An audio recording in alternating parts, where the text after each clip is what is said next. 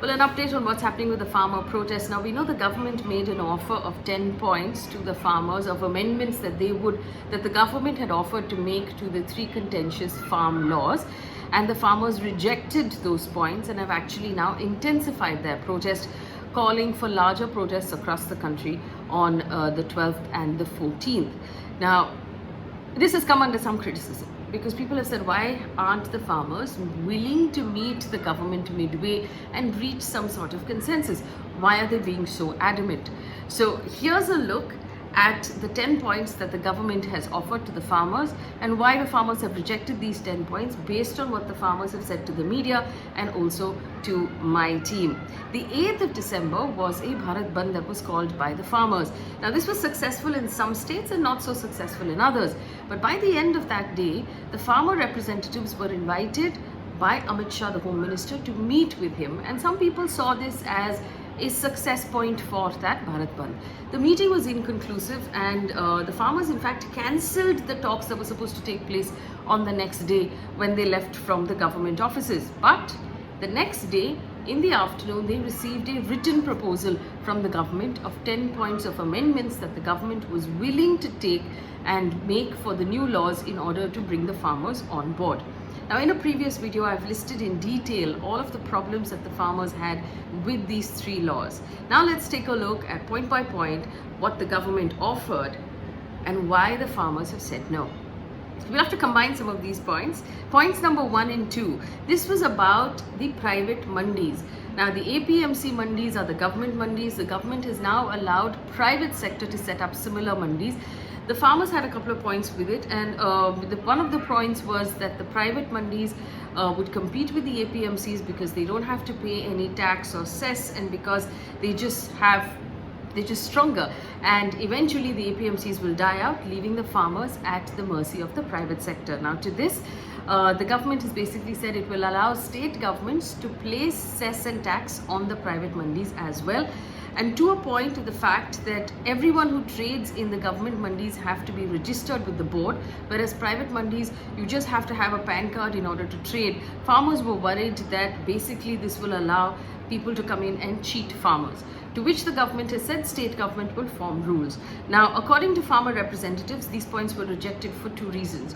One is that they believe that kicking the can down to the state government doesn't solve the problem. This would actually make it even more vague, and it doesn't really offer any concrete solutions except to say that the state government will look at this, because effectively the central government is arguing that that agriculture is a state subject, which means that it comes under the state government to form the rules. To counter that, the farmers are saying, if agriculture is in fact a state subject, which it is according to the constitution, why was the central government making these laws about it to begin with, and why have they now decided that the state government will handle the problem? Now, in points number 3 and 4, this is about the contract farming. Now, farmers felt that this would be an uneven contract between small farmers and large powerful corporates. There were problems here. One is that the farmers were not allowed to access the courts. Second is that the farmers, nobody would be able to file a case against the government or government officers who were in fact given the job of mitigating or negotiating any problems that farmers have with their contracts. Now, to this, the government says that a provision will be added allowing the option to go to civil court, and to a point of the fact that these contracts would not be registered, the government has said that state governments will now make a system where registration is possible. To this, the farmers have said basically two things. One, it doesn't really solve the problem of an unequal party entering into a contract. Also, it says that the manner in which this law was designed indicates the fact that this was meant to lean towards the corporates, because it was designed in this manner where there would be no access to courts, which is a fundamental right, that government officials would be making the decisions and nobody would be able to file a case against the government officials. So they're not buying these answers to it. They're saying they want this act repealed altogether. Now, in points number 5 and 6, and this deals with the farmers' sort of insecurity that if these contracts go wrong, that these corporates will actually take over the land or land will be mortgaged. Now, to which the government has said that no land will be availed of no loans will be taken and no land can be acquired of the farmers. And to a point of attachment of farmers' land, it just says provision is clear. We'll issue a clarification if it is required. Farmers are saying this is not enough of an assurance. Now, in point number 7, it has to do with MSP, which I explained in a previous video, where the farmers have said that they want a legal right to MSP for all farmers of all products. Right now, MSP is available only on some crops. The government has said it will give a written assurance. To this, farmers are arguing that a written assurance or an ashwasan is not the same as giving a citizen a legal right that can be defended in court. So their demand is, we want a legal right. We don't want an assurance from the government, written or otherwise. And there's also an argument on the calculation of MSP. To put it very quickly, according to the Swaminathan Committee report, the Swaminathan Committee report said MSP should be calculated on something called C2 plus 50%, which is the cost of calculation plus the rental cost of the land and all of the labor in the farmer's family that actually go out and work. All of that needs to be calculated in the cost of cultivation plus 50%. What the government is currently giving is a different calculation, which is a much lower calculation and only on some crops. This is what the farmers are arguing for. They want the Swaminathan Committee calculation, they want it on all crops, and they want it as a legal right and not as a written assurance. Now, points number 9 and 10 have to do with the electricity amendment bill and with the rules about stubble burning, to which farmers are saying, hey, you know what, this doesn't really address what we're saying about these 3 bills.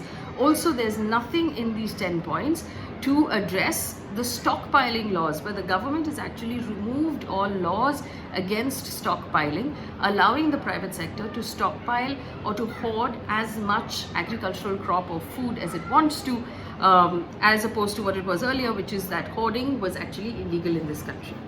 Fundamentally, at the end of all of this, farmers are saying one thing, that from day one, our protest has been about repealing these 3 laws. We are not compromising. We are not going to listen to this back and forth. We want the laws to be repealed altogether, and that is the only offer that we will be open to listening to. So their point is that they're going to intensify their protest right now and only really have a conversation when the government is willing to repeal the laws altogether. Now, the government, from the last point that it included in this, in this 10-point page, which basically said repeal the laws, the government's offer was objections of farmers will be addressed appropriately. So it doesn't seem like the government right now is open to repealing these laws, and for the time being, the impasse continues. Also, from what my team has found out from speaking to farmers on the ground, as they're still on the ground, is that all of the meetings that have happened, one by one, 4 meetings plus the Home Minister, have just been a repeat of these 10 amendments, and the government trying to convince the farmers that what they have done is good and in good faith and meant for the farmers. And the farmers don't believe that. They say, if you look at all of these 3 laws together, where firstly private sector is allowed to come in and form mandis, private sector is allowed to hoard food, private sector is allowed to enter contracts without proper checks and balances, they feel that if you look at it, look at the whole picture, it seems like the government is working for the private sector and not for them, and which is why they say that they don't want to take any half measures from this government. They actually want a complete and full repeal of the law. Now, for all further updates, I will bring you explainers and breakdowns, but for now, the impasse continues.